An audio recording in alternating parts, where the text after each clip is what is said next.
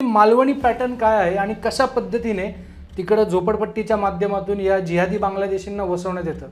तुमचा ग्राउंडवरचा एक्सपिरियन्स काय आहे? निश्चितच मालवणी पॅटर्न हा शब्दच खूप प्रसिद्ध आहे. अनेक ठिकाणचे रोहिंग्या आणि बांगलादेशी आणून त्यांना तिकडे वसवणं, सरकारी जमिनींवर कब्जा करून तिकडे खूप साऱ्या अवैध वस्त्या वसवणं, हे काम तिकडे चाललं असतं. त्याचबरोबर तिथे जो मूळ भारतीय समाज आहे, जो मूळ हिंदू समाज आहे, त्याला या न त्या कारणाने प्रताडित करून आणि त्याला ती जागा सोडून जाण्यास भाग पडलं जातं.